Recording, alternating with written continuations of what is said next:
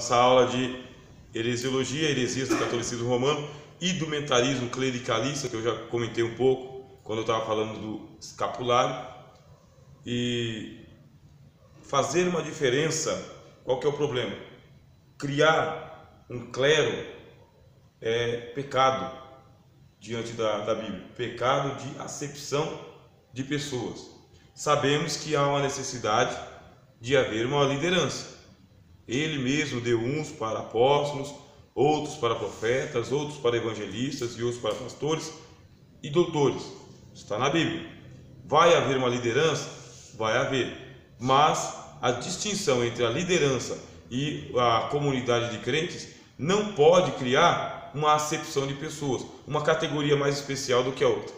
Não pode. Por isso a gente fica observando esse afastamento que existe do clero em relação à membresia da igreja. Esse afastamento aí cria acepção de pessoas. E a acepção de pessoas é pecado. Portanto, só o padre pode usar batina. Só o padre. Só o padre pode rezar a missa. Só o padre pode fazer o casamento. Só o padre pode dar a bênção. Estão criando algo que você vai para as escrituras.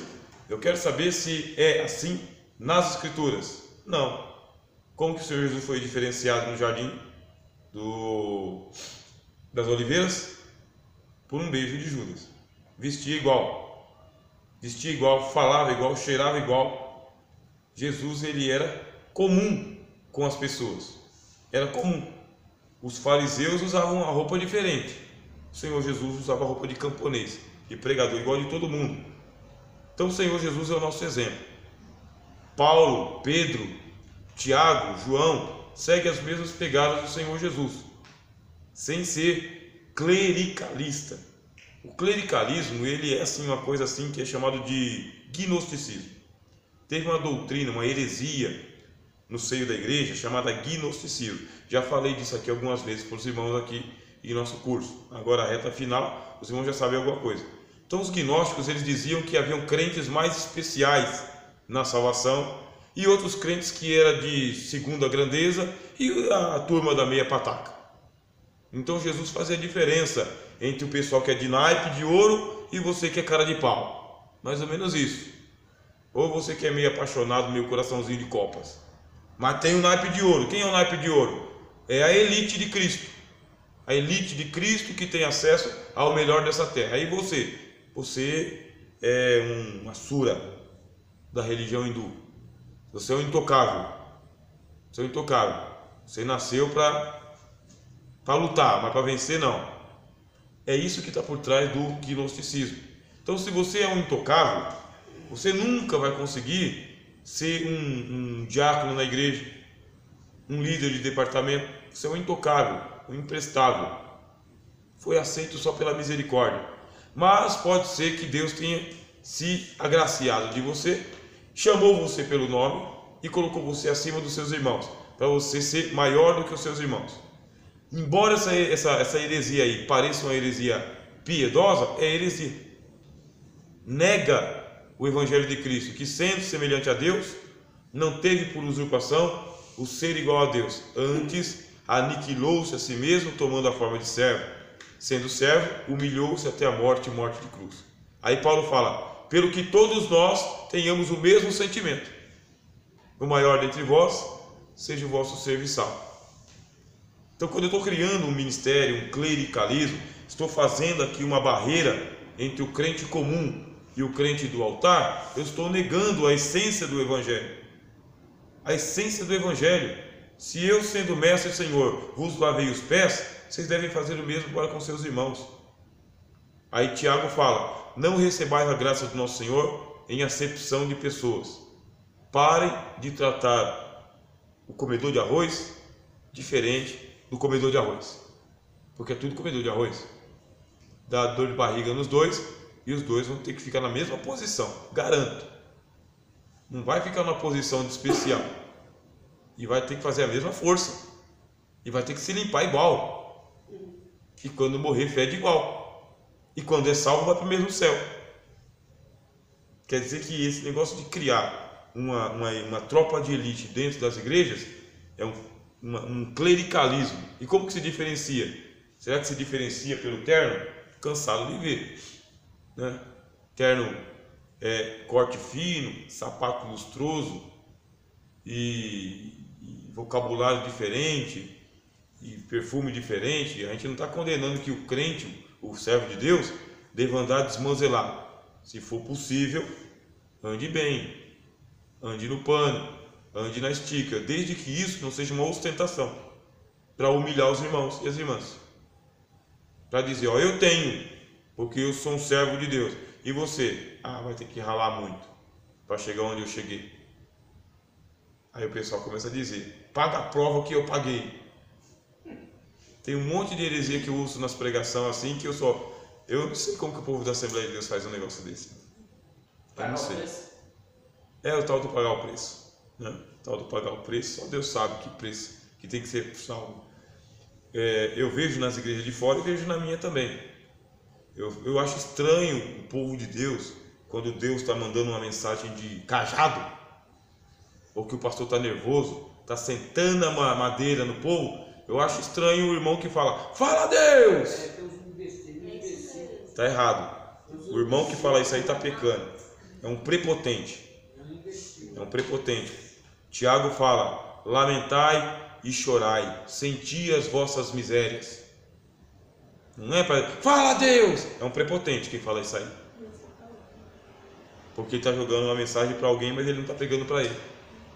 Aí o Senhor Jesus falou, vocês pensam que vocês são melhores do que aquele pessoal lá, que o Herodes, que o Pilatos misturou o sangue deles com o sacrifício? Tem que se arrepender igual.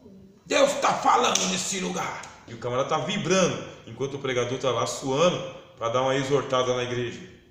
Aí eu acho mais estranho ainda que começa um glória a Deus e um aleluia, uma exaltação, porque Deus está sentando a madeira num povo que deveria estar chorando e gemendo e falando, Senhor, tem misericórdia de mim, pecador, porque com certeza é com você, com certeza. Jesus disse, opa, você está falando do cisco do olho do teu irmão? Vamos falar da sua trave? O que você acha de eu falar da sua trave? Tem que consertar o povo de Deus dentro de casa. Tem um pessoal que se julga realmente a bolacha do pacote de Jeová na terra.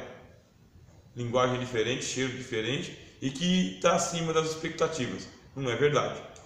Então, heresia de lá e heresia de cá. Combater isso aí. Essa aqui foi braba. A Inquisição. A Igreja Católica ela passou pela Inquisição, mas ela tem uma Inquisição velada até hoje. Mas ela passou por um período que era o seguinte: aonde estão as bruxas e os feiticeiros? Mas por que bruxas e feiticeiros? Porque é uma heresia fazer feitiçaria e bruxaria. É uma heresia. E eles caçavam os judeus. Se você não for católico, você é pagão. Se você é pagão, você está a serviço do demônio. Se você é a serviço do demônio, nós temos que purificar a tua alma. E como que se purifica a tua alma? Na fogueira. Porque a água do batismo não é suficiente. E queimava as pessoas na fogueira. O que é a Inquisição? É um tribunal de julgamento civil, mas com um pano de fundo religioso.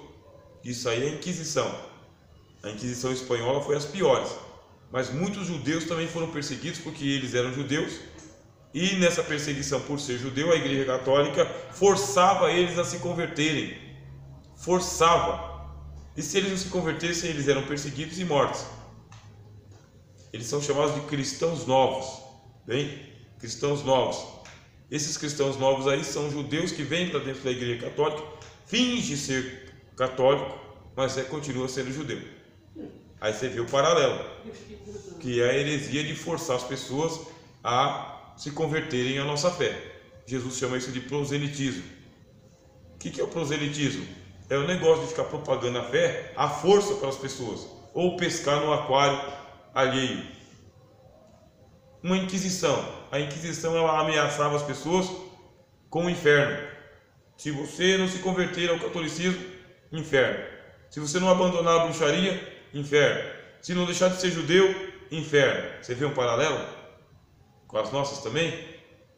Ao invés de se pregar o evangelho, prega-se o inferno. Ao invés de confiar no poder do Espírito Santo para converter as pessoas, faz-se ameaças a elas. E mediante as ameaças, muitas pessoas, que é o caso daquela igreja que a gente acabou de falar, tem medo de sair da igreja e fica dentro da igreja por medo, não por amor. Aí o apóstolo João fala: aquele que tem medo não é aperfeiçoado no amor, porque só o amor lança fora todo medo. Vamos converter as pessoas como? Nós vamos converter as pessoas com ameaças de morte, de miséria, de doença. Você já viu essas pregações de doença? Se você não se converter, Deus vai pesar a mão e vai colocar uma doença em você para você se converter. É a inquisição evangélica.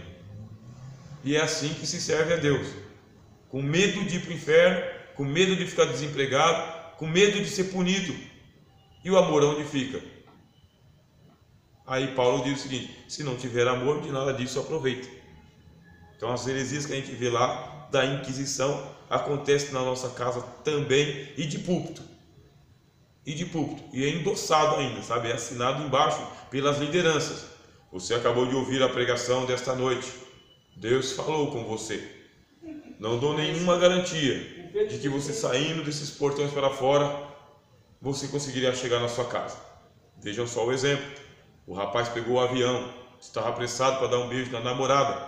No meio do caminho, o avião caiu. O cara está do outro lado. Não dou nenhuma garantia que depois dessa mensagem você vai chegar na sua casa. Quero saber quem quer aceitar Jesus. Olha, Deus está te dando a última oportunidade. Saia do seu lugar. Aí começa todo aquele negócio de a pessoa ter que aceitar a Jesus. Aí eu vou dizer aquilo que eu sempre digo para os irmãos: exceto por uma revelação extraordinária de Deus, em que Deus mande você falar isso, porque é verdade, porque você está querendo trazer a pessoa para o pulso, não faça isso. Você que costuma fazer o apelo, sabe? O convite, não ameaça as pessoas. Faça o convite, é um convite. Não é para aceitar nem por força e nem por violência, porque depois a pessoa vem, aceita Jesus ali na frente só para poder aparecer na foto e não volta mais. Ou se volta, é um problemático dentro da igreja, não teve encontro com Deus. Por isso, melhor coisa, temos que fazer o convite? Faça o convite.